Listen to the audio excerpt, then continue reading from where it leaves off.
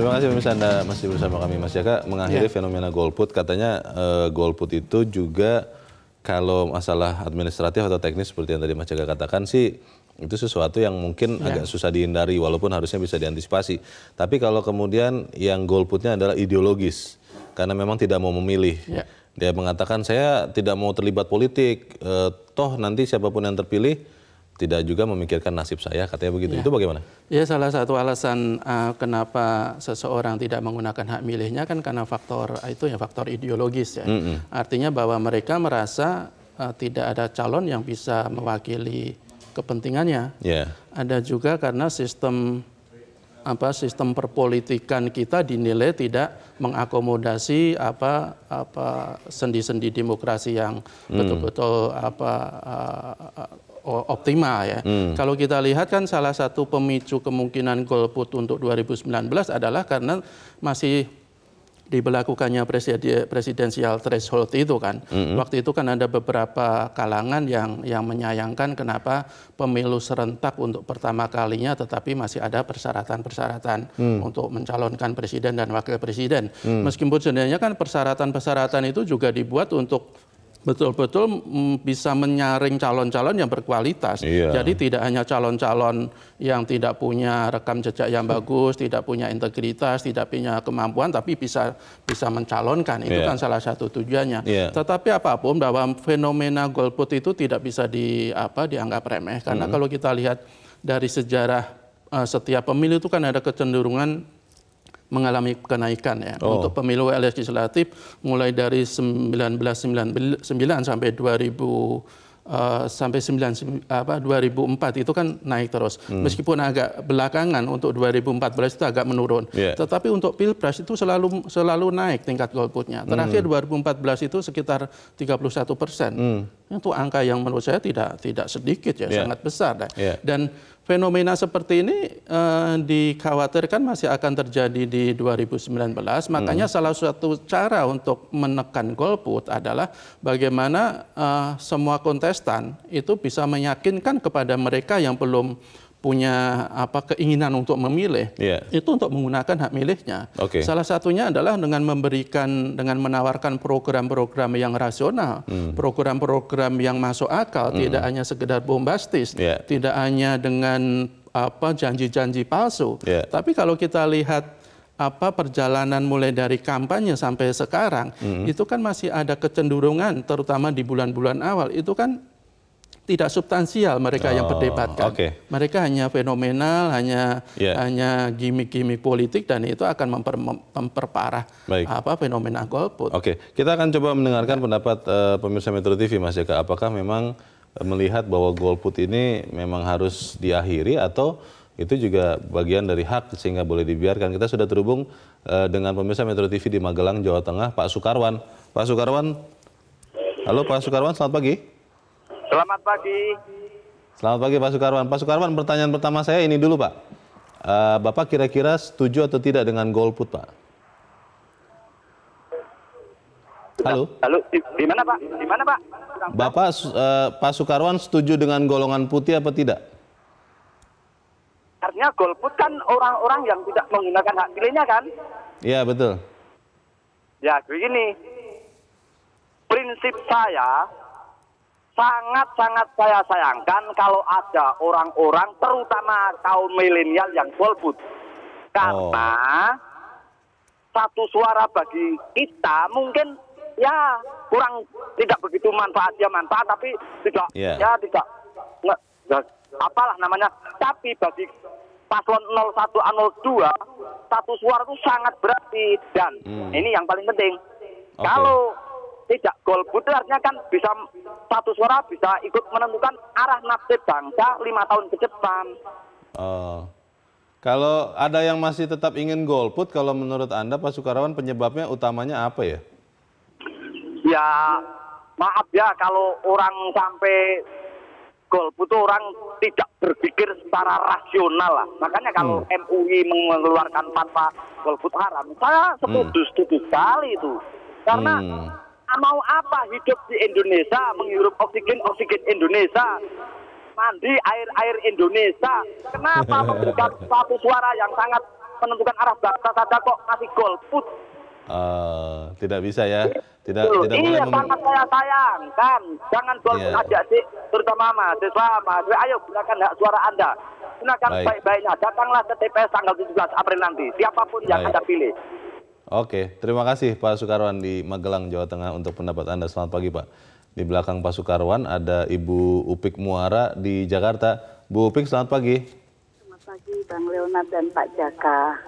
Selamat pagi Bu Upik. Bagaimana Bu pendapat Ibu? Mengakhiri fenomena golput. Saya lihat golput itu adalah faktor histori yang terlalu panjang ya. Jadi peran rakyat untuk mencoblos itu seperti objek penderita aja. Jadi dia itu cuma dibutuhkan saat dia dibutuhkan. Dan setelah itu kan dia nggak tahu programnya. Jangankan presiden, legislatif pun demikian. Setelah selesai, mereka tidak kenal sama yang konstituennya itu. Histori dibilang gitu. Terus lagi tentang yang dibilang presiden threshold. Kalau menurut saya itu 50-50 penilaian saya. 50-50-nya adalah 50% itu rakyat yang memilih, bukan partai politik. Ya. Jadi akhirnya mereka itu 50% itu melihat figur, 50% kepentingan partai politik gitu ya. Memang bagus 50%-nya adalah bisa muncul calon-calon yang segar lah ya, jangan dia lagi seperti itulah ya. Menurutnya saya. Jadi saya kalau melihat dengan presiden threshold itu adalah 50-50. Kemudian ini keapatisan warga ya. Selama ini kayaknya begitu-begitu aja kok gitu. Saya sendiri merasakan suara di bawah ini mereka saya dari dulu nyoblos Bu, tetap aja jadi supir angkot dan seperti itu bahasa itu sudah sangatlah. Nah ini sebenarnya tugas para legislatif dulu, kemudian eksekutif gitu. Menurut saya cuek gitu loh. Sekarang ini kita ini masih jangan salahkan rakyat gitu. Karena kita lihat sekali birokrasi pun tidak menyatu sebagai pelayan. Ada dia dilayanin birokrasi ya di tingkat kelurahan. Itu sudah nampak lah gimana Pak untuk mereka percaya kepada ini golput ini harus hilang fenomenanya. Bu Upik sendiri ya ini walaupun pemilu itu sifatnya rahasia, boleh tahu nggak Bu, Ibu mau golput tidak? Tidak, kalau golput tidak, karena saya justru mendorong jangan golput loh, gitu loh. Oke, baik. Karena menyadarkan orang-orang yang apatis ini loh yang susah, apatis mereka sudah. Gitu. Sudah apatis ya, baik. Terima kasih Ibu Upik sudah berpendapat pagi ini dari Jakarta. Selamat pagi Bu. Di belakang Ibu Upik ada Pak Elisa di Manokwari, Papua Barat. Pak Elisa, selamat pagi. Selamat pagi Bung Leo. Selamat pagi Pak Elisa. Silakan Pak pendapat Anda. Selamat pagi. Ya, bagi saya, sekalipun ada dikatakan bahwa mau memilih atau tidak itu adalah hak asasi saya, karena mungkin dijamin juga dengan undang-undang hak asasi manusia. Tapi selaku warga negara yang baik, marilah sama-sama kita pada tanggal 17 itu menuju ke kotak suara. Semua orang bilang slogan dari dulu mengatakan bahwa satu suara menentukan bangsa, masa depan bangsa ini. Tetapi di balik itu, Bung Leo, Bung Jajat, saya ada melihat beberapa fenomena. Yang pertama, apa itu, diberlakukannya parliamentary threshold ini juga akan mempengaruhi rasa kepercayaan masyarakat karena partai politik tanpa melakukan pengkaderan yang baik hanya untuk mengejar target memasukkan orang-orang yang dari sisi kualitas yang tadi sudah katakan dalam ulasan Metro TV. Itu orang-orang yang dinilai oleh masyarakat, loh kok bisa yo? Nah ini kan menimbulkan apatis. Bagaimana kalau saya mau memilih sementara calon-calon yang seperti begini? Itu banyak. Jadi nah yang kedua, untuk presiden, ya Prabowo ini ketiga kali. Joko Widodo tinggal melanjutkan, orang bilang menuju periode kedua. Siapapun yang akan terpilih, tetapi yang terjadi adalah saling serang, saling fitnah, saling hujat ya dengan berita-berita bohong antara kedua kubu. Nah ini kan menimbulkan apatis, terutama untuk pemilih milenial. Iya kan? Nah ini akan menjadi ini. Nah satu hal yang tadi ditekankan, ayo rame-rame kita ke TPS. bagaimana partai politik, para juru kampanye berperan untuk mengajak. Saya khawatir, Bung Deo, Bung Jajat. Ini kemungkinan akan terjadi untuk menarik, karena kita kan masih ada sekitar 11-13% yang menurut survei belum menentukan sikap. Dia masih netral-netral. Ya kan? Saya khawatir justru di sini sumber akan terjadi money politik. Karena untuk mengajak mereka, ya sudahlah, mari Mas, adik kakak, ini ada amplop dengan isi sekian, tapi kan dirahasiakan menuju ke TPS. Itu akan terjadi. Nah, Bawaslu, KPU, kemudian para saksi dan lain-lain, pihak-pihak keamanan, betul-betul harus melihat hal ini. Baik. Tapi bagaimana bisa memamerkan program, tinggal rakyat yang menilai siapa yang paling pantas untuk duduk di kursi parlemen dan siapa yang paling pantas untuk duduk menjadi orang nomor 1 di Republik ini. Baik. Bung Leo, terima kasih. Ya. Terima kasih Pak Elisa di Manokwari, Papua Barat. Selamat pagi Pak. Para pemirsa mengatakan tiga-tiganya tadi tidak mau golput dan mau mengajak orang untuk ke TPS. Tapi memang ada alasan-alasan yang ya juga masuk akal. Sampai sekarang beberapa teman, saudara saya bertanya kepada saya, Mas Jaka, nanti kalau untuk DPR, DPRD, DPD, pilih siapa ya? Terus saya bilang, loh kita kan dapil beda-beda. Iya, tapi saya nggak kenal ini dengan orang-orang yang ada di daftar ini. Mereka adalah orang-orang yang ada di luar negeri, Mas Jaka. Karena kan mereka sudah dapat lebih dulu untuk yang 2019 ini. Itu pertanyaan besar kita sampai sekarang, bagaimana itu? Ya, ini kan salah satu konsekuensi ketika untuk pertama kalinya pemilu digelar serentak. Artinya ketika Pilpres dan Pileg itu dilakukan secara bersamaan, ya harus kita akui selama ini yang paling menyedot perhatian itu Pilpres. Pileg itu bahkan bisa dibilang jadi nomor kesekian, nomor 2 lah katakanlah begitu. Ketika Pileg berdiri sendiri pun itu kan banyak juga pemilih yang tidak kenal siapa calon yang akan dia pilih. Artinya apa? Bahwa ini salah satu kekurangan dari partai politik. Mereka tidak bisa memperkenalkan kandidat-kandidatnya kepada publik, tidak bisa mensosialisasikan program-programnya kepada publik, dan ini harus kita jadikan cambuk bagi partai-partai politik sehingga mereka ke depannya atau paling tidak dalam waktu tersisa meskipun sudah sangat-sangat mepet itu untuk betul-betul memperkenalkan kader-kadernya yang harus dipilih. Paling tidak mereka bisa kok memberikan, sekarang kan zaman-zaman teknologi ya. Calon-calon itu kan bisa membuat membeberkan rekam jejaknya, prestasi-prestasinya, janji-janjinya, program-programnya melihat media sosial selain door to door misalnya. Ini salah satu cara untuk meyakinkan kepada publik sehingga mereka semakin tergerak untuk tidak lagi golput. Ini kan salah satu cara yang bisa diambil oleh partai politik. Kita juga tidak bisa mengesampingkan soal golput karena alasan administratif. Itu cukup banyak loh. Karena kalau kita lihat kan sekarang diberlakukan misalnya harus memakai harus punya EKTP. Kalau tidak terdaftar di DPT. Sementara yang belum memiliki KTP itu sekitar 4 jutaan.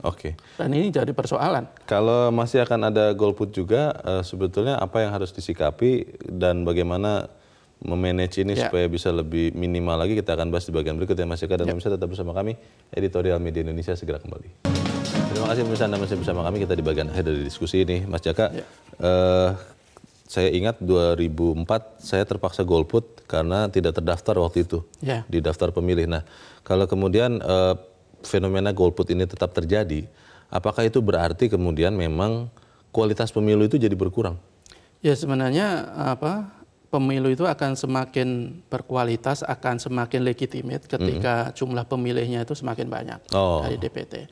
Semakin sedikit ya saya pikir siapapun nanti yang terpilih kan legitimasinya juga agak berkurang. Sepanjang sejarah Indonesia berapa persen golput itu sepanjang ada pemilu pernah paling rendah, Mas? Ya kalau untuk Pilpres 2014 itu totalnya itu 58 juta dari beberapa literasi yang penelitian itu, dan itu 31%. Yang paling rendah itu 2004.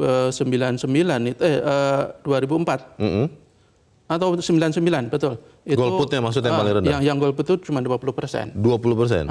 Tapi di angka 20 itu kelihatannya tidak bisa lebih kecil lagi sepanjang sejarah Indonesia ini? Tidak pernah di bawah 20, tidak pernah ada yang di bawah 20. Okay. Artinya bahwa ini menjadi persoalan yang sangat serius. Dan tadi kita bahas juga sebenarnya kan untuk menekan angka golput itu juga harus kita lihat apa sih kategori mereka golput, umpamanya kategori dia golput administratif misalnya. Itu harus diatasi dengan cara-cara administratif. Seperti tadi kan harus punya EKTP. Tujuannya sangat bagus. Betul. Karena untuk meniadakan pemilih ganda. Tetapi ketika sampai sekarang pun masih banyak yang belum punya EKTP, terus mereka akan dikemanakan? Proses pembuatan IKTP masih bermasalah. Okay. Dan makanya hari ini kan ada keputusan MK soal uji materi, salah satunya soal penggunaan EKTP, syarat penggunaan EKTP, juga soal pindah TPS. Pindah TPS itu kan sudah ditutup 17 Maret. Sementara masih sangat banyak mereka yang masih ingin mengurus untuk pindah TPS. Betul. Saya pikir ini masih harus ada kelonggaran-kelonggaran sehingga pemilih yang punya hak pilih itu tidak sia-sia sehingga mereka akan menjadi golput. Karena hak memilih itu hak asasi juga ya. Hak asasi manusia. Kemudian soal golput teknis, golput itu kan lebih didasarkan pada apatisme. Dia tidak mau campur tangan dengan politik, sudah jenuh dengan politik. Ya kita ini soal sosialisasi kalau begitu kan. Artinya masih ada waktu tersisa, sekali lagi meskipun waktunya sangat pendek, bagi KPU dan seluruh pihak-pihak terkait. Dan kita juga mendukung penuh dengan apa yang dilakukan oleh MUI ya. Meskipun ada perdebatan katanya pernah mengeluarkan fatwa haram, tetapi katanya ada juga yang belum. Tapi kita tidak perlu masuk ke perdebatan itu. Yang kita sorot itu adalah kepedulian dari MUI untuk menghimbau warga negara menggunakan hak pilih mereka. Kemudian soal golput ideologis. Ya caranya kan mereka itu kan orang-orang yang rasional. Mereka yang golput ideologis. Pendekatannya pun juga harus rasional. Baik. Tadi disebutkan oleh Pak Elisa, jangan lagi ada fitnah-fitnah antara kedua calon pilpres. Coba masih ada waktu 20 hari dalam kampanye terbuka. Sampaikan kalau gagasan-gagasan yang betul-betul menjanjikan, yang betul-betul rasional. Sehingga ya mereka akan semakin tertarik untuk tidak lagi golput. Karena kalau kita golput itu menghak. Tetapi kan setiap warga negara punya tanggung jawab untuk menentukan arah ke depan bangsa kita. Kalau di beberapa negara, Om Leo, itu ada bahwa memilih itu sebagai kewajiban. Mereka kalau tidak memilih ada yang didenda, ada sanksinya. Kayak di Belgia, di Australia, Singapura, Peru, Bolivia. Berarti Indonesia masih lebih bagus ya? Itu sebenarnya masih lebih bagus. Kita juga tidak ingin memilih itu menjadi kewajiban, tapi harus punya tanggung jawab bersama untuk menyukseskan pemilu. Baik. Kalau bukan kita, siapa lagi yang menentukan hidup kita ya? Semoga tanggal 17 April nanti golongan putih itu tidak terlalu banyak. Ya. Terima kasih Mas Jaka sudah hadir di sini. Selamat pagi. Pemirsa, bukan saatnya lagi kontestan pemilu berkampanye dengan cara-cara norak yang justru akan membuat rakyat semakin muak dan semakin apatis terhadap pemilu. Pemilu sejatinya adalah pertandingan adu visi, gagasan, dan solusi. Pemilu bukan ajang untuk sekedar perang gimmick dan isu-isu murahan. Gerakan untuk melawan golput mesti dimulai dari sini. Kalau bukan kita yang menentukan nasib bangsa kita, siapa lagi? Saya Leonard Tamosir, terima kasih Anda sudah menyaksikan. Selamat pagi.